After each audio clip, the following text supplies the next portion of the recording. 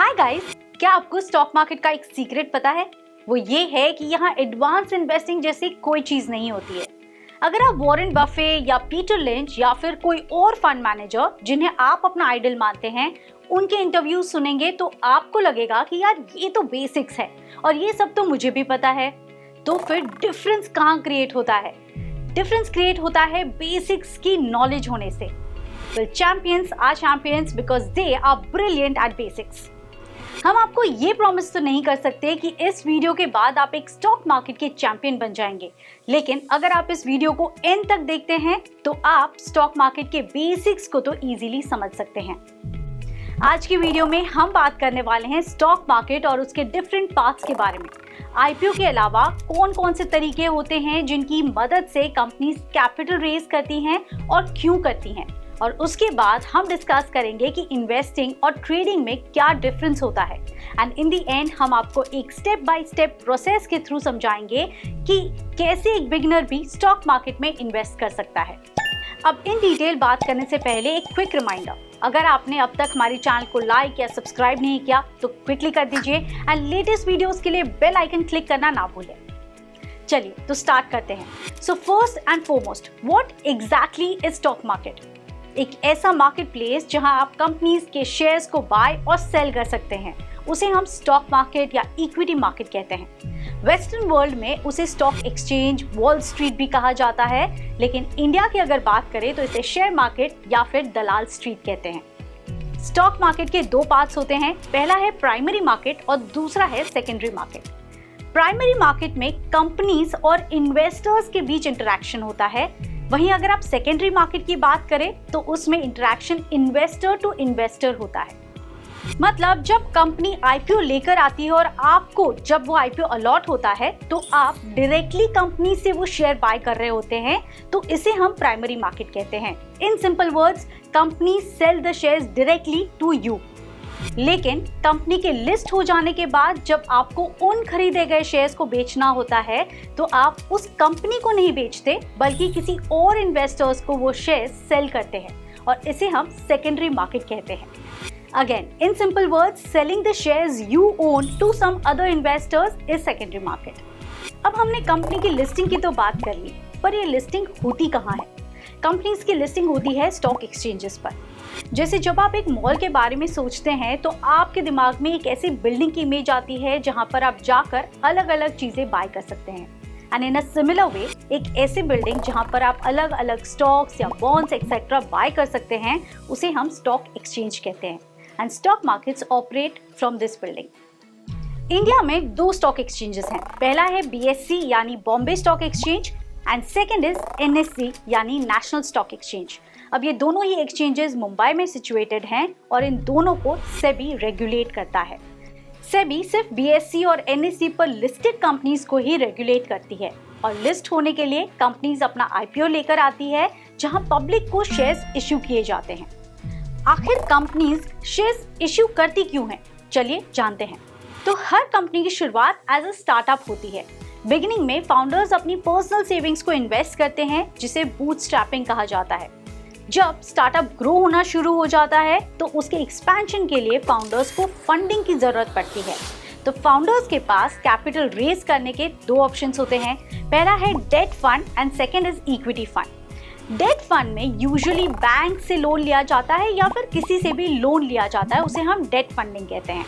और equity fund के लिए कंपनी की जो ओनरशिप है उसको शेयर्स में डिवाइड किया जाता है और उन्हें इन्वेस्टर्स को इश्यू किया जाता है। कंपनीज को इसके बदले फंडिंग मिलती है और इन्वेस्टर्स को कंपनी के अंदर इक्विटी मिल जाती है।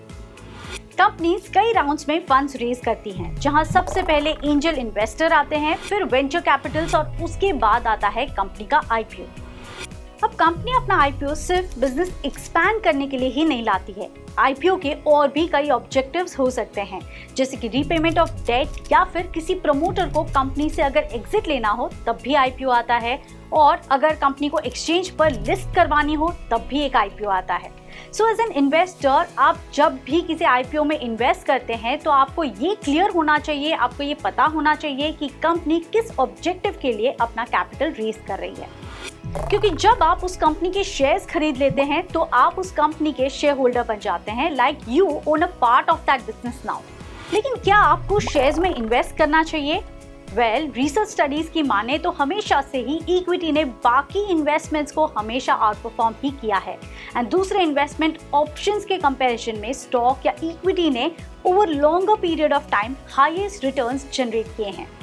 हालांकि आपके लॉन्ग टर्म फाइनेंशियल गोल्स को अचीव करने के लिए आपके पोर्टफोलियो में स्टॉक्स का होना बहुत जरूरी है, लेकिन स्टॉक्स को अक्सर रिस्की और अग्रेसिव इन्वेस्टमेंट भी कंसिडर किया जाता है।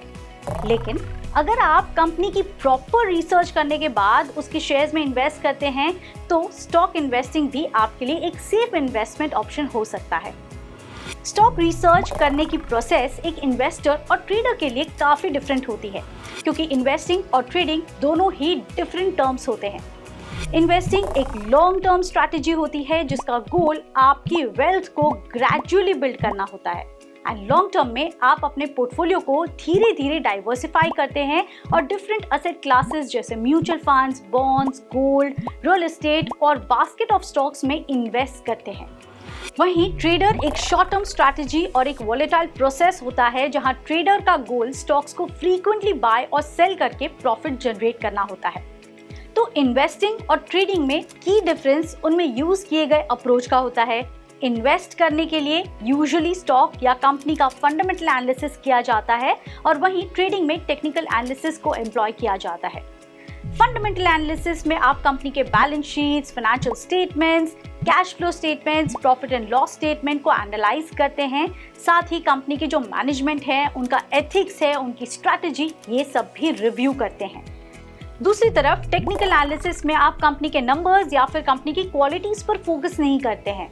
टेक्निकल एनालिसिस में आप कैंडलस्टिक और चार्ट की पैटर्न्स की हेल्प से स्टॉक प्राइसेस की पास्ट परफॉर्मेंस और डेटा से स्टॉक का फ्यूचर प्रेडिक्ट करने की ट्राई करते हैं, और जितना प्रिसाइज आपका प्रेडिक्शन होता है आप उतना ज़्यादा प्रॉफिट बुक कर सकते हैं।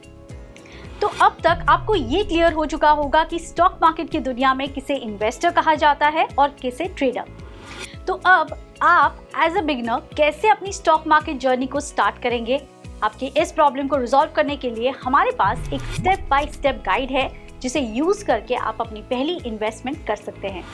तो इस प्रोसेस में सबसे पहला और मोस्ट इम्पॉर्टेंट स्टेप है एक डीमैट अकाउंट ओपन करवाना।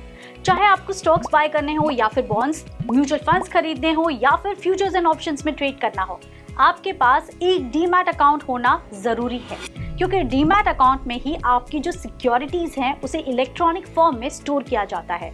तो इन्वेस्टिंग एंड ट्रेडिंग के लिए डीमैट अकाउंट क्रूशियल है। मार्केट में बहुत सारे ब्रोकर्स अकाउंट ओपनिंग चार्ज लेते हैं, लेकिन अगर आप फ्री ऑफ कॉस्ट एक डीमैट अकाउंट ओपन करना चाहते हैं तो 5 पैसा के साथ जा सकते हैं। आपको डिस्क्रिप्शन में दिए लिंक पर क्लिक करना है। ऑलराइट, अब डीमैट अकाउंट ओपन करने के बाद सेकंड स्टेप आता है जहां आपको एक असेट क्लास सिलेक्ट करना है। अब हमने बात की स्टॉक्स की, बॉन्ड्स की, म्यूचुअल फंड्स की, डेरिवेटिव्स की, कमोडिटीज की, लेकिन ज्यादातर इन्वेस्टर्स स्टॉक के साथ अपनी जर्नी को स्टार्ट करते हैं।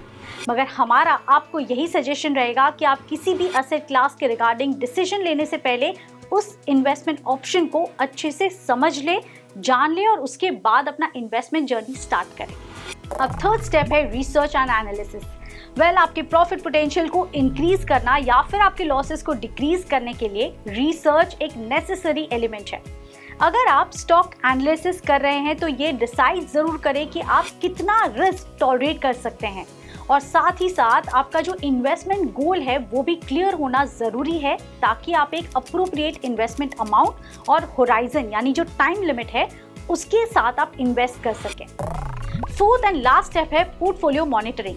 तो स्टॉक मार्केट हमेशा से वॉलेटाइल होता है, स्टॉक प्राइसेस भी फ्लक्चुएट करते रहते हैं, इसलिए आपको मार्केट की डायरेक्शन समझने के लिए करंट इवेंट से अपडेटेड रहना जरूरी है। इससे ना सिर्फ आपके करंट इन्वेस्टमेंट के लॉसेस को रिड्यूस कर सकते हैं, बल्कि फ्यूचर इन्वेस्टमेंट से रिलेटेड भी आप बेटर डिसीजंस ले सकते हैं। तो फ्रेंड्स, ये थी वो simple step by step guide जिसे फॉलो करके आप स्टॉक मार्केट में अपनी पहली इन्वेस्टमेंट कर सकते हैं। तो गाइज, आज के इस वीडियो में हमने बेसिकली स्टॉक मार्केट के सारे बेसिक्स को समझा है। अब क्विकली रिकैप कर लेते हैं। पहला, स्टॉक मार्केट एक ऐसा मार्केट प्लेस होता है जहां आप shares, mutual funds, bonds, derivatives को ट्रेड कर सकते हैं। स्टॉक मार्केट के दो पार्ट्स होते हैं, प्राइमरी मार्केट और सेकेंडरी मार्केट। प्राइमरी मार्केट के थ्रू कंपनी स्टॉक एक्सचेंज पर लिस्ट होती हैं और सेकेंडरी मार्केट में लिस्टेड कंपनीज के शेयर्स को ट्रेड किया जाता है। सेकेंडरी मार्केट में इन्वेस्टर्स और ट्रेडर्स दोनों की प्रेजेंस होती है एंड इन्वेस्टर्स फंडामेंटल एनालिसिस के थ्रू स्टॉक पिक करते हैं और दूसरी तरफ ट्रेडर्स स्टॉक को टेक्निकली एनालाइज करके उसका फ्यूचर प्रेडिक्ट करने की ट्राई करते हैं या फिर उसका डायरेक्शन जानने की ट्राई करते हैं। आखिर में आपने एक स्टेप बाय स्टेप प्रोसेस को समझा कि कैसे आप अपनी पहली इन्वेस्टमेंट स्टार्ट कर सकते हैं, और चाहे वो इन्वेस्टमेंट किसी भी एसेट क्लास में हो, आपको एक डीमैट अकाउंट की रिक्वायरमेंट जरूर होगी। डिस्क्रिप्शन में दिए गए लिंक को क्लिक करके easily and free of cost आप 5 पैसा के साथ डीमैट अकाउंट ओपन कर सकते हैं और अपनी स्टॉक मार्केट की जर्नी स्टार्ट कर सकते हैं। But remember, champions are champions because they are brilliant at basics. हम जल्दी लेकर आएंगे टेक्निकल्स का in depth video, but till then stay tuned and 5 paisa के चैनल को लाइक, शेयर और सब्सक्राइब करना ना भूलें। Bye bye.